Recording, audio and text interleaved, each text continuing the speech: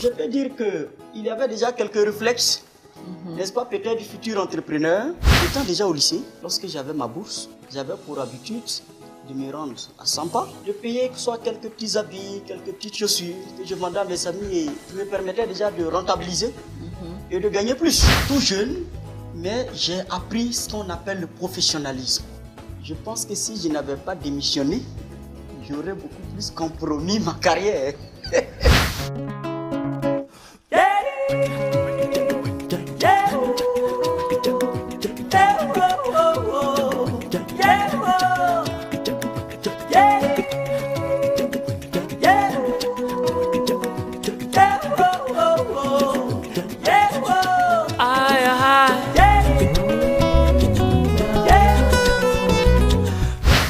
Mesdames et messieurs, bonsoir. C'est toujours un plaisir pour nous de vous retrouver pour ce nouveau numéro de Leitmotiv, votre émission d'inspiration et de motivation. Nous recevons pour vous un jeune chef d'entreprise, prix d'excellence 2014 et 2015 de la meilleure PME et dont le parcours, je suis sûre, pourra édifier tous les jeunes entrepreneurs qui nous suivent. Monsieur Bon-Olivier Kwaku, bonsoir. Bonsoir madame. Merci de nous recevoir dans vos bureaux. C'est un plaisir. Vous êtes le PDG d'HyperAccess, un grand groupe qui évolue dans le secteur des télécoms et des NTIC. Alors, monsieur Bon, après votre démission, vous commencez à constituer votre équipe. Vous avez démarré avec combien de personnes à vos côtés et quels étaient les moyens dont vous disposiez? Alors, je peux dire que c'est des moyens de tout débutant. Les moyens, c'est les économies. Les moyens, c'est ce que les associés qui sont avec vous apportent. Mais pas de grands moyens. Parce que lorsqu'on parle de moyens de début, c'est que peut-être vous avez trouvé un grand investisseur qui croit en vous et qui émet de l'argent. Je ne peux pas dire que c'est vraiment le cas. C'est des moyens de tout débutant, donc réunis par quelques associés. C'est aussi, je peux dire en quelque sorte, les petites économies. Et une petite équipe autour de 3 ou 4 personnes qui étaient autour de moi, dont l'un consacré aux techniques, avec son stagiaire qui est devenu aujourd'hui notre directeur commercial, M. Sekongo Namblé. Voilà, aujourd'hui, un de mes associés d'ailleurs, parce qu'il y a 3 ans, j'ai ouvert le capital pour le faire entrer à l'actionnariat. Je l'ai offert d'ailleurs les actions. Et disons, mon cousin, n'est-ce pas, qui s'occupait de la vente, donc à mes côtés. Donc, le premier vendeur, c'est moi-même. Et donc, je peux dire 3 ou 4 personnes, voilà, pour démarrer. Et aujourd'hui, vous êtes à mon bureau. Je peux vous assurer qu'à nos débuts, si vous divisez mon bureau par 3 ou 4, alors on occupait un peu, nous aussi, on avait eu notre garage de Bill Gates. Hein. Voilà, on a eu aussi notre petit garage. J'ai souvenir qu'un jour, il y a un monsieur qui est venu nous voir. Il voulait une solution. Et puis, bon, il est venu nous voir. Et quand il est arrivé, il a vu un peu l'environnement dans lequel on était. C'était un projet, je crois, de près de 15-18 millions. Ah bon, quand il a vu, on a parlé avec euphorie, il est convaincu, tout ça. Mais je pense que notre environnement ne l'a pas convaincu. Tout simplement. Et après quelques jours, et quand on est venu à mon bureau, il dit, mais boss, qu'est-ce qui se passe? Le monsieur, je l'appelle, il décourage, il dit, mais oui, que veux-tu? Et l'environnement dans lequel nous sommes lui a apporté quelques doutes. Donc ça fait partie de la vie. Parce que le gars pense que s'il nous donne son argent, on va disparaître. Mais je crois qu'un jour, il reviendra. Il reviendra. Peut-être qu'il ne réalisera pas que c'est nous. Donc, accepte de perdre. Pourquoi? Parce qu'on a douté de toi. Comme et quoi, ça fait partie de la vie. Comme quoi, dans le monde des affaires, l'habit fait le moine. Ah ben oui, je peux le dire. Mais en même temps que l'habit fait le moine, il faut que le moine aussi ait l'intérieur d'un vrai moine. Vous voyez? Parce qu'il ne s'agit pas seulement de porter les habits.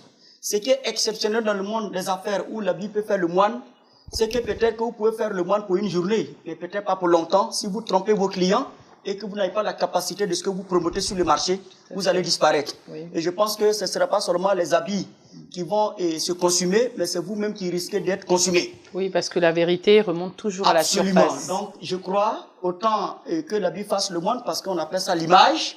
On appelle ça le marketing, on appelle ça la publicité. Cela est important, il ne faut pas le négliger. D'ailleurs, c'est l'un des instruments puissants du succès, il ne faut pas l'oublier.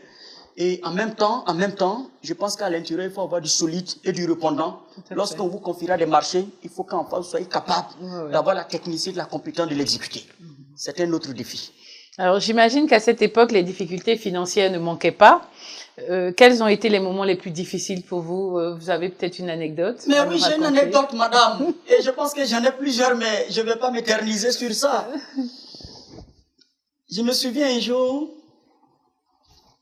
j'ai reçu un appel téléphonique. Monsieur Bon, vous avez mis un chèque, il manque 5 000.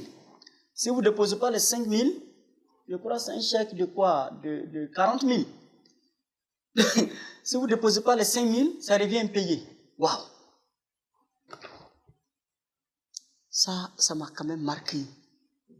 Qu'une banque ne soit pas capable de valider un chèque de 40 000 à cause de 5 000 francs. Ce jour-là, j'ai eu les larmes aux yeux lorsque je suis rentré dans ma chambre. C'est la première fois lorsque j'ai commencé Hyper Access que j'ai pleuré. J'ai dit, waouh! Alors, on peut douter à ce point d'un jeune Africain et de surcroît dans une banque africaine, Dieu du ciel. Ça m'a choqué. Mais en même temps, ça m'a fait prendre conscience d'une réalité. D'une réalité. Les Africains ne se font pas assez confiance. Même s'il y a des raisons de douter des Africains, je vais dire une chose. Et ça, je regarde droit. Chaque Africain qui me regarde là, devant cette caméra. Cessons de faire croire que les Africains ne sont pas dignes de confiance. Cessons de sortir des stéréotypes et de croire que les Africains ne sont pas capables qu'on leur confie des milliards et qu'ils les gèrent de façon efficiente.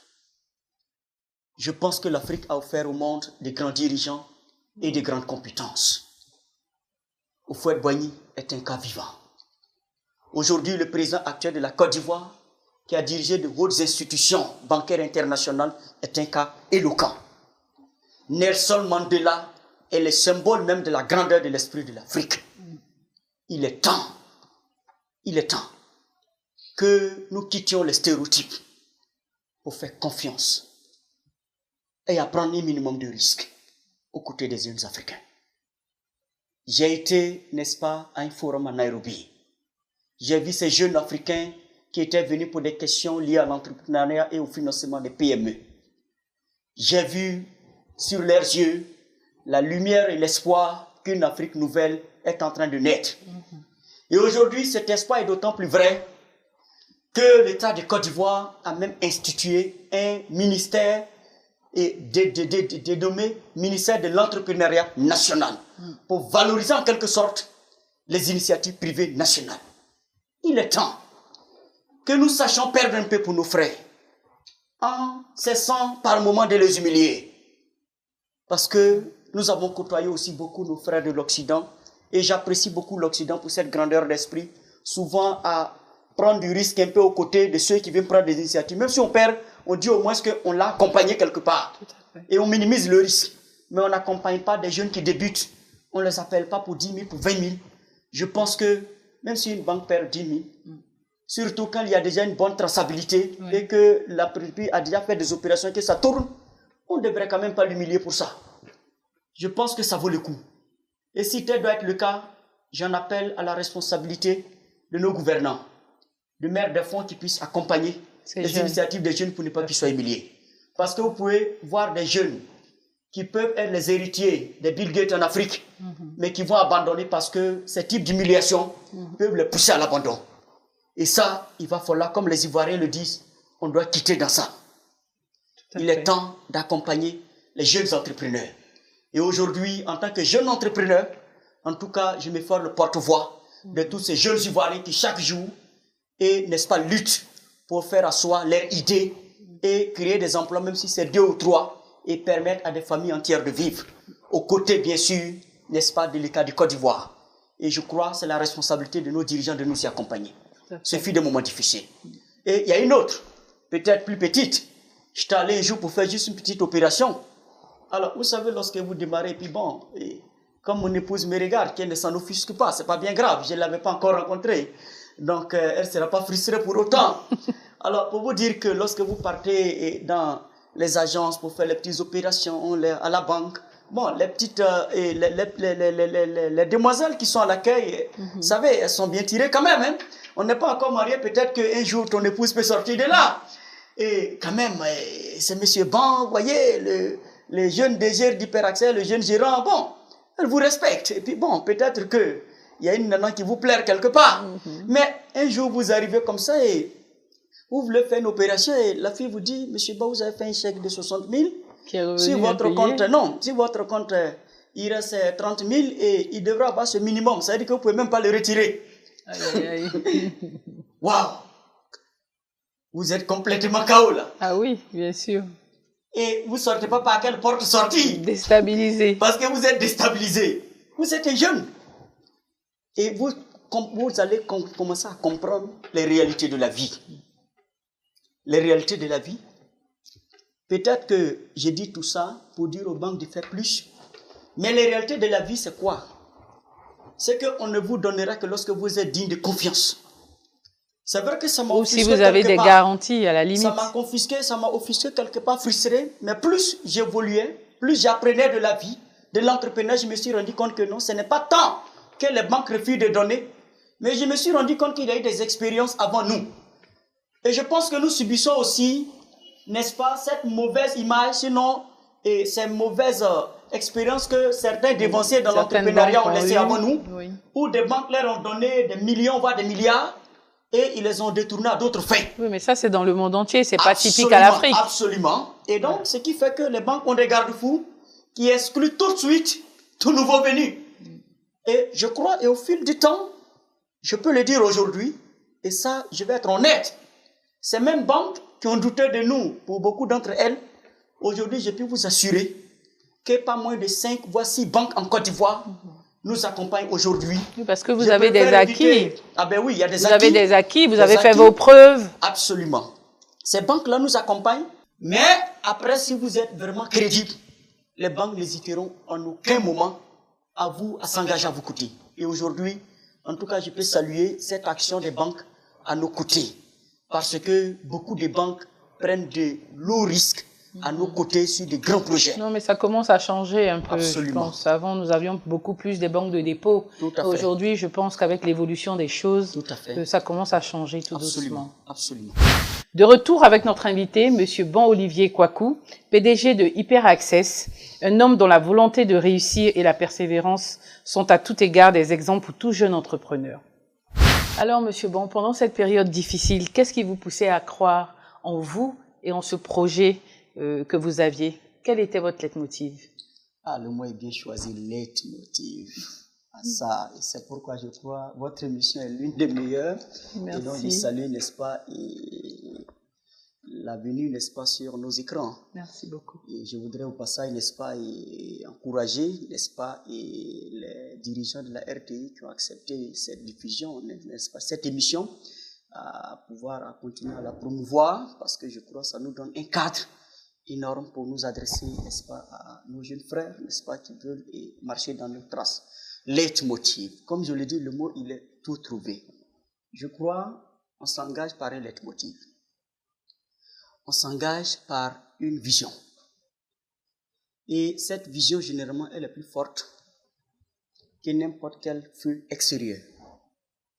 J'ai toujours dit que l'entrepreneuriat est comme un champ de bataille.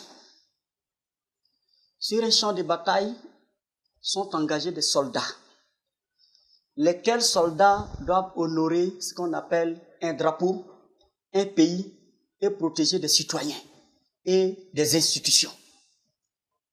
C'est un peu cette image que je voudrais donner pour que les jeunes comprennent que le vocable entrepreneuriat, qu'est-ce qu'il renferme au juste?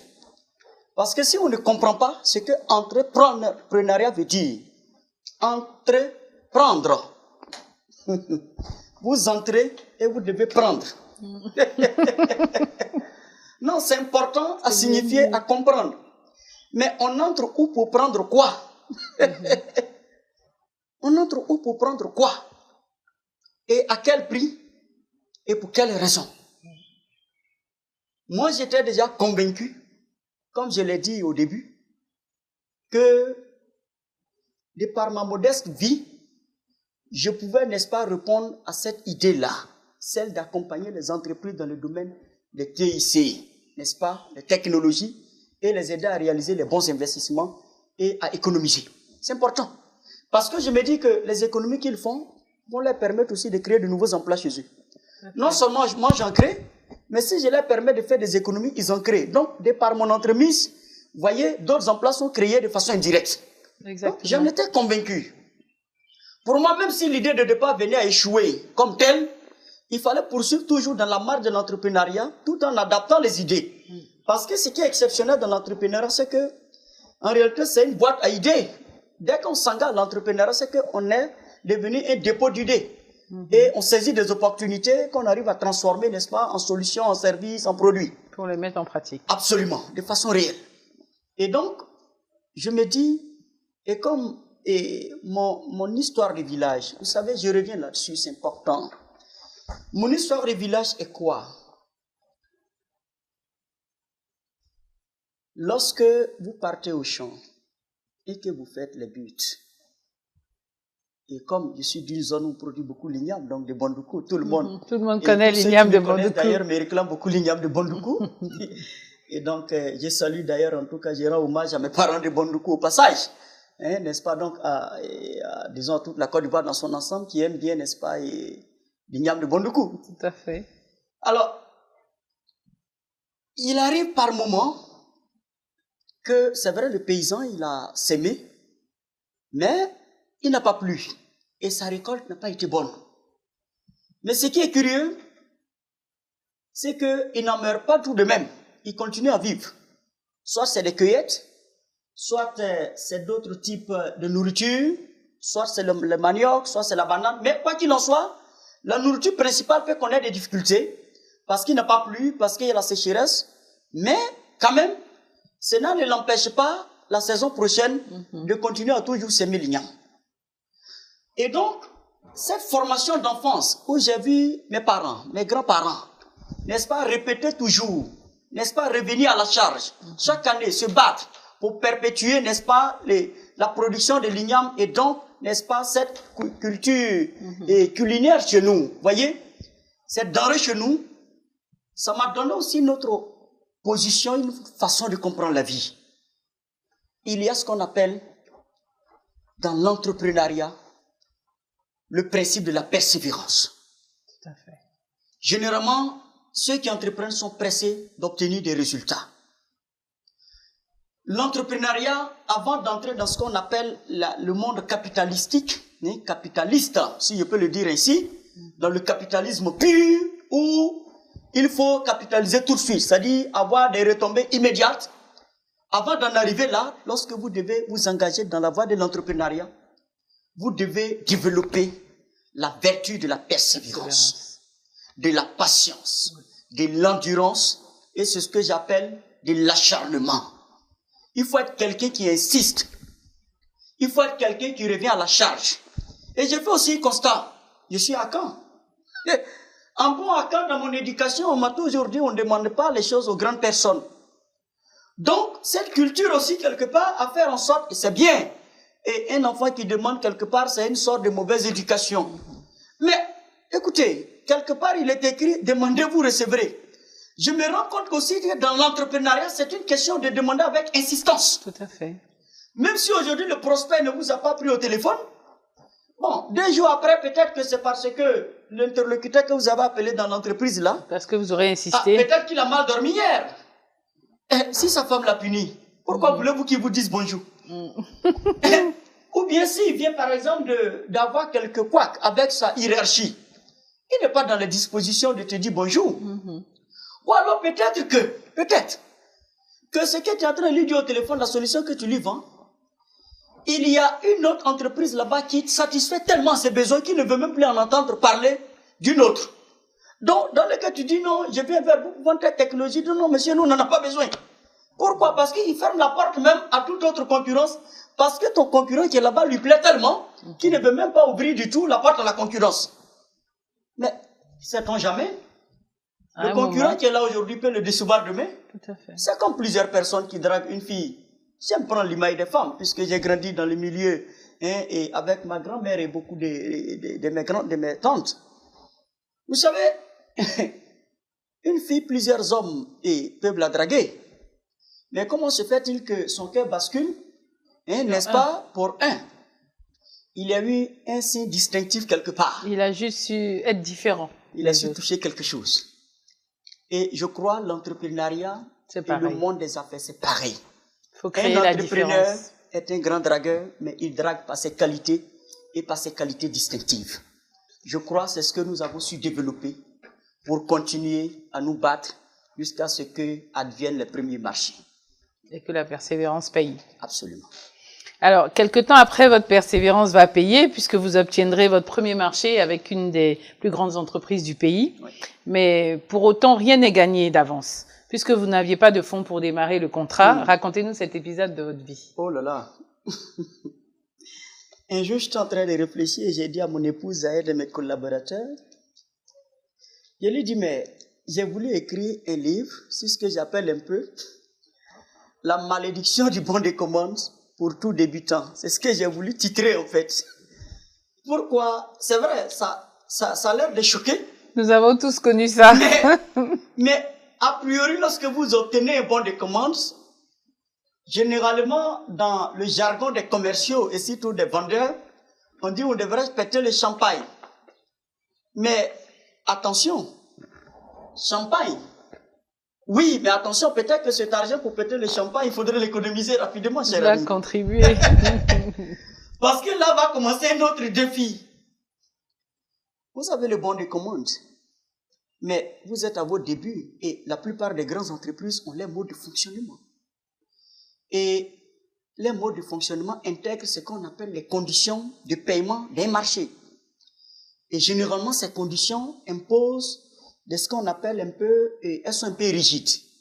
Et généralement, elles ne sont pas trop favorables aux entreprises débutantes. Pourquoi? Parce que pour les grandes entreprises, et c'est ce que j'appelle un peu la loi de l'œuf et du caillou. Lorsque vous êtes petit, vous n'êtes pas en position de force pour négocier certains avantages avec les grands. Donc, plus ou moins, vous subissez leurs lois. Et d'ailleurs, lorsque le bon de commande est édité, lorsque vous tournez la page, vous allez voir les conditions d'exécution. Et l'une de ces conditions, on va dire, monsieur, on va vous dire, par exemple, 30 jours fin de mois, ou alors 60 jours. Quoi qu'il en soit, vous avez le bon de commande et vous découvrez maintenant la réalité des faits. Et il faut l'exécuter. Il faut l'exécuter. Parce que c'est un défi qui vous est lancé. Et le monsieur me dit, Olivier, tu nous as convaincus. Nous, on n'a pas l'argent, mais on peut signer un protocole avec toi. Tu dis, on peut économiser. Donc, toi, tu fais les investissements et puis sur l'économie, là, on te paye jusqu'à ce que l'équipement, les solutions nous reviennent. Et puis après, on fait un contrat de support et puis bon, tu vas faire l'entretien. Est-ce que tu es d'accord? Or, nous ne parlons pas d'un investissement de moins de 10 millions. Wow. Après avoir été déjà diplômé, on vous dit de préfinancer un projet, n'est-ce pas, d'une telle dimension, mais pour trouver ce financement. Et le partenaire technique qui est quelque part à l'autre bout de la planète, lui, il a déjà une opinion de ce que si on envoie équipement, et le jeune africain disparaît avec. Donc, tant que tu n'envoies pas la totalité du magot, comme on le dit en griffe chez nous, donc de l'argent, ben, il vous lâche rien du tout, il vous envoie rien. Et ce n'est pas les bonnes intentions. C'est aussi une grande loi. Et j'avais un collaborateur qui avait tendance à dire une phrase qui me faisait un peu rire. Il a toujours dit que la réalité économique et financière. Et je pense que lorsque vous obtenez votre premier bon de commande, c'est là que cette phrase a tout son sens. La réalité, elle n'est plus donc la vente, elle n'est plus de convaincre juste le client. Il s'agit maintenant d'aller trouver l'argent pour exécuter. J'accepte cette proposition sans ressources. Tenez-vous bien. Il faut mobiliser près de 10 millions pour exécuter ce marché. Et donc, qu'est-ce qu'on fait? Il faut voir. Est-ce qu'on a des amis? Et donc, on peut s'approcher pour dire, oui, j'ai eu un marché, mon premier marché, aidez-moi.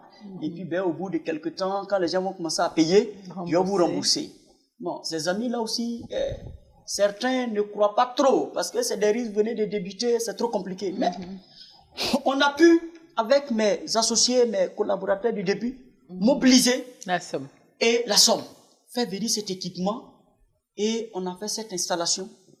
Et vous savez, l'un des paris aussi qu'on a reçu en Côte d'Ivoire, c'est qu'un certain nombre d'opérateurs télécoms dans ce pays, en tout cas que je ne vais pas nommer, nous ont fait confiance et ont signé quelques accords avec nous pour faire des offres aux entreprises.